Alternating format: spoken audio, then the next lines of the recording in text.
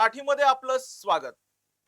मसाजोगचे सरपंच संतोष देशमुख यांची 9 डिसेंबरला अपहरण करून हत्या झाली.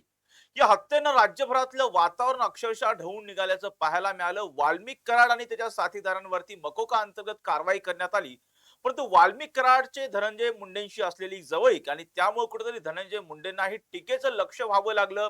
त्याच अनुषंगाने भारतीय जनता पक्षाचे आष्टी पाटोद्याचे आमदार सुरेश धस यांनी थेटपणे धनंजय मुंडेंवरती हल्ला चढवल्याचं सुद्धा पाहायला मिळालं.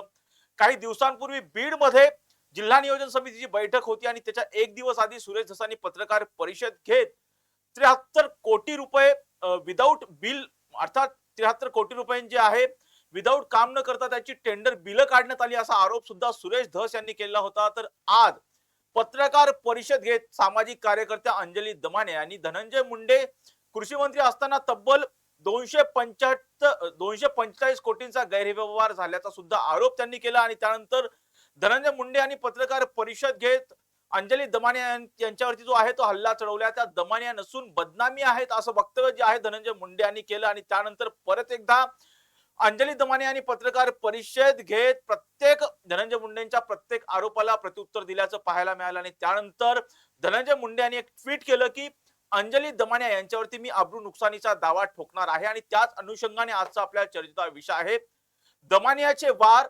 मुंडेंचा पलटवार. आणि माझ्यासोबत या चर्चेमध्ये सहभागी आहे माझा सहकारी अर्थात संकेत देशपांडे. संकेत, आपण पाहिलं आज अक्षरशः दमानियांचे वार आणि मुंडेंचे पलटवार पाहायला मिळालेले आहेत. दमानियांनी पत्रकार परिषद घेत पहिल्यांदा धनंजय मुंडेंवरती थेटपणे 245 कोटी रुपयांचा गैरव्यवहार झाल्याचा आरोप केलेला आहे. काय सांगशील? अंजली दमाने यांची आजची सकाळी 11 वाजताची प्रेस कॉन्फरन्स जी आहे, पत्रकार परिषद जी आहे, ती अगदी पूर्वनियोजित होती राजरत्न. म्हणजे याची घोषणा अंजली दमाने यांनी कालच सकाळी साधारणतः 9-9:30च्या आसपास ट्विटरवर, म्हणजे आत्ताच्या एक्स वर ट्विट करत जी आहे ती केली होती की आज जे मी पुरावे सादर करणार आहे, असं त्या काल म्हटलं होतं की उद्याच्या पत्रकार परिषदेमध्ये जे मी पुरावे सादर करेन ते पुरावे पाहिल्यानंतर धनंजय मुंडेंचा राजीनामा हा घ्यावाच लागेल. सकाळी 11 वाजता ही पत्रकार परिषद जी आहे ती होणार आहे आणि हे सगळे पुरावे आपण भगवानगडावर जाऊन महंत नामदेव शास्त्री यांना दाखवणार देखील आहोत. त्यानुसार साधारणतः राजरत्न खर तर 5 मिनिटं अगोदरच, म्हणजे 11ची वेळ होती, 10:55 अंजली दमानिया यांनी माध्यमांना संबोधित करायला सुरुवात केली. साधारणतः तासभर चाललेल्या या संपूर्ण पत्रकार परिषदेमध्ये अगदी समोर लॅपटॉप ठेवून लॅपटॉपवर ते पॉवर पॉइंट प्रेझेंटेशन, मग नॅनो टीईपी ची किंमत किती आहे, नॅनो युरियाची किंमत किती आहे, कापूस साठवणीमध्ये कसा गैरव्यवहार झालेला आहे, बॅटरी स्प्रेअरचा जो विषय असतो त्याच्यामध्ये कसा गैरव्यवहार झालेला आहे, हे सगळं अंजली दमानिया यांनी सांगितल्याचं पाहायला मिळालं. ज्याची किंमत 90 रुपये होती राजरत्न, ती 220 पर्यंत जी आहे ती गेल्याचं पाहायला मिळालं. 2400 रुपयांचा फवारणी पंप जो आहे तो 3500 रुपयांना खरेदी झालाय, अशी अंजली दमाने यांनी सांगितलं.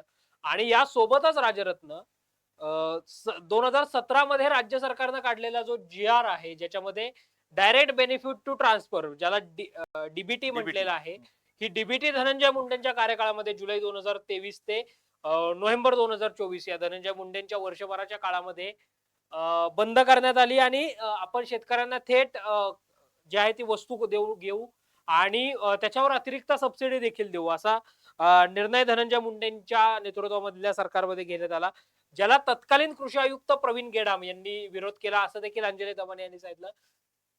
16 मार्च 2024 ला प्रवीण गेडाम यांनी मंत्र्यांना, म्हणजे तत्कालीन कृषी मंत्री धनंजय मुंडेंना असं कळवलं की आपण डीबीटीच देऊ शकतो, ते जास्त आपल्या सोयीचं असेल.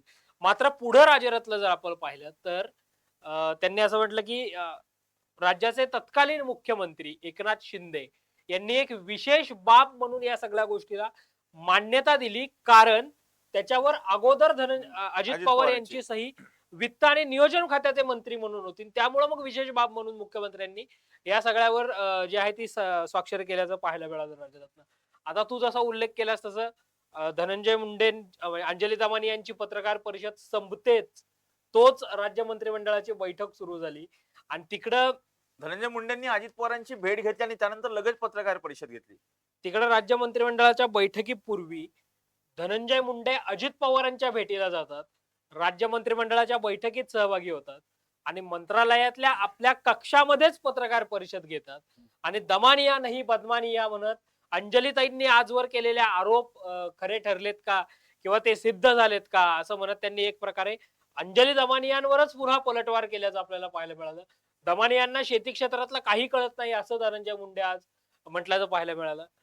मग दमानिया सुद्धा पुन्हा आणि विशेष म्हणजे धनंजय मुंडे असं सुद्धा म्हणाले, ज्यांच्यावरती सिंचन घोटाळ्याचे आरोप केलेले होते त्या अजित पवारांच्या चौकशीमधून काय साध्य झालं असं सुद्धा आपण पाहिलं तर धनंजय मुंडे यांनी म्हटल्याचं पाहायला मिळालं. आणि त्यांच्याकडेच आता माझ्या नेत्याकडेच हे पुरावे द्यायला ते गेलेले आहेत असा सुद्धा आरोप त्यांनी केला. निश्चितच अंजली दमानिया आणि विजय पांढरे यांनी तो सिंचन घोटाळा जो आहे 70,000 कोटीचा जो अजित पवारांवर आरोप होतो हा सगळा सिंचन घोटाळा उघडकीस आणला होता. नंतर राजरत्न अंजली दमानिया यांनी अनेक मग अगदी महाराष्ट्र सदन घोटाळा असेल, काही वर्षांपूर्वी गाजलेला भोसरी भूखंड ज्याच्यामध्ये एकनाथ खडसेंना महसूल मंत्रिपदासह 12 मंत्रिपदांचा राजीनामा द्यावा लागला. एवढंच काय भाजपमध्ये नाही त्यांना त्यानंतर बाहेर पडावं लागलं. त्यामागचं राजकारण वगैरे संपूर्ण महाराष्ट्राला ज्ञात आहे.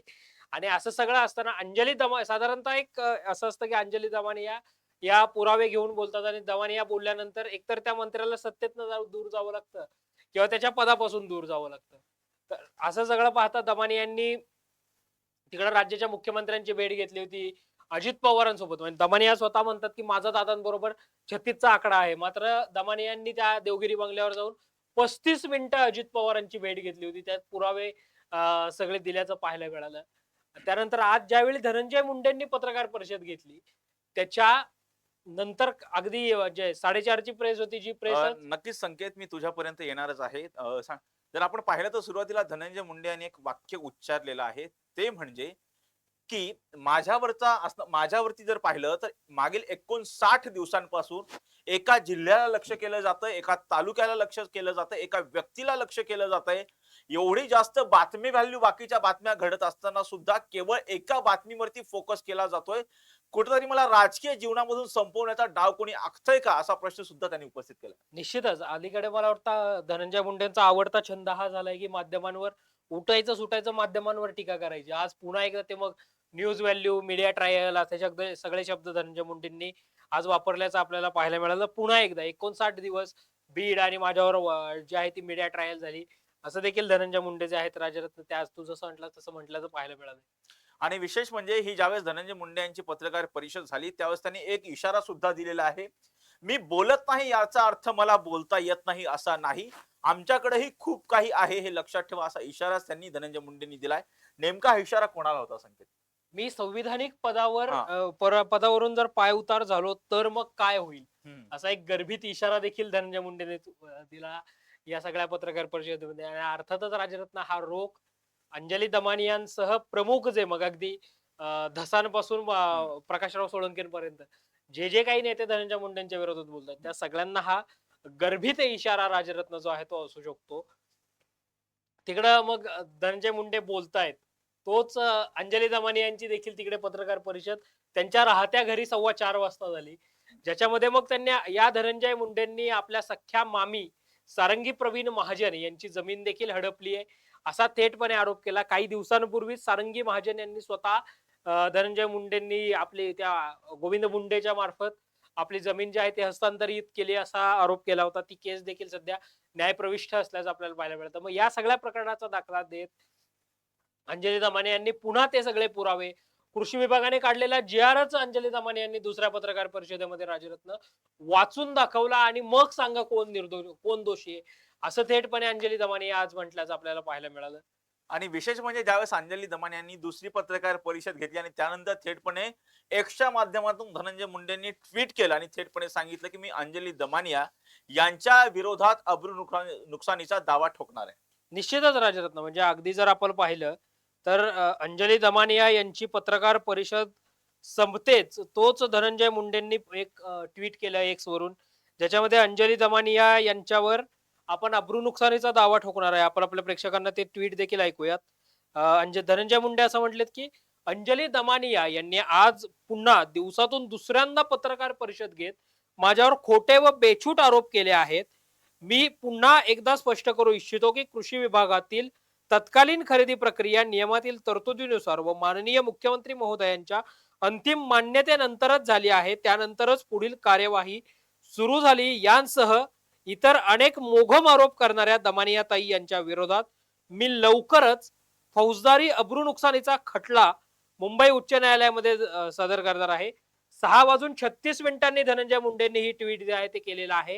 हे ट्विट मी तुमच्यापर्यंत पोहोचवलेलं आहे आणि खाली म्हणजे या ट्विटच्या खाली धनंजय मुंडेंनी अंजली दमानिया यांना टॅग देखील केलेला आहे आणि या ट्विटला राजरत्न अंजली दमानिया यांनी सुद्धा लगेच उत्तर दिलेलं आहे. दमानिया म्हटल्यात की धनंजय मुंडे आपल्याला अब्रू नुकसानीचा दावा दाखल करायचा असेल तर खुशाल करा, यात तुमच्यावरच कोर्ट ताशेरे ओढेल, यात मला काडी मात्र शंका नाही. मी वकीलही लावणार नाही, स्वतः ही केस हायकोर्टामध्ये लढेन. धनंजय मुंडेंनी 6:36 ट्विट केलं होतं. अंजली दमानिया यांनी 6:54 हे ट्विट रिट्विट धनंजय मुंडेंचं ट्विट करत त्याला प्रत्युत्तर जे आहे ते दिल्याचं पाहायला मिळालंय. त्यामुळे आपलं जे टायटलच आहे की दमानियांचा वार, मुंडेंचा पलटवार आणि आता पुन्हा दमानियांचा वार आपल्याला त्या या निमित्तानं राजरत्न पाहायला मिळतो. संकेत, एक गोष्ट नोटीस केली आहे का तू? सध्या जर पाहिलं तर मसाजोगचे सरपंच संतोष देशमुख यांच्या हत्येचं प्रकरण असेल, हा खटला जो आहे तो आता जर पाहिलं तर त्याची न्यायालयीन चौकशी सुरू आहे, सीआयडी मार्फत चौकशी सुद्धा सुरू आहे. एकंदरीत या प्रकरणातील आरोपींवर मकोका अंतर्गत गुन्हाही दाखल करण्यात आलेला आहे. परंतु या प्रकरणामध्ये कुठेतरी संतोष देशमुखांच्या जे प्रकरण आहे ते कुठेतरी मागे पडते आणि कुठेतरी धनंजय मुंडेंना स्पेसिफिक टार्गेट केलं चाललंय आणि एकीकडे विरोधक विरुद्ध धनंजय मुंडे असा सामना रंगतोय असं वाटतंय तुला? निश्चितच राजरत्न आता कुठेतरी म्हणजे बघ ना, आजच वाल्मिक कराडची कस्टडी संपणार होती आणि सुनावणी विना त्याची कस्टडी एक्सटेंडेड जी आहे ती झाल्याचं पाहायला मिळालं. मग त्याला किती दिवसाची कोठडी दिली किंवा मग काय न्यायालयाने सांगितलं, काय निर्णय दिला, त्याला मागच्या वेळेस न्यायालयामध्ये व्हीसी द्वारे सादर केलं होतं. आज तसं काही झालंय का? न्यायालयाने निर्णय देताना काय म्हटलंय? काही कशाचीही चर्चा झाली नाही. आज 56वा दिवस आहे संतोष देशमुखांच्या हत्येचा. अजूनही कृष्ण आंधळे फरार आहे. हे सगळं पाहताना आणि अलीकडे बघ ना 2 ते 3 दिवस अगदी एसआयटी काय करते, सीआयडी काय करते, कशाच्या कशाला मागमूस नाही, काही चर्चा होत नाही. सीआयडी एसआयटी वाले तर अगदी पहिल्या दिवसापासूनच ना प्रसिद्धीपत्रक काढतायत, ना तपास कुठपर्यंत आलाय हे सांगतायत.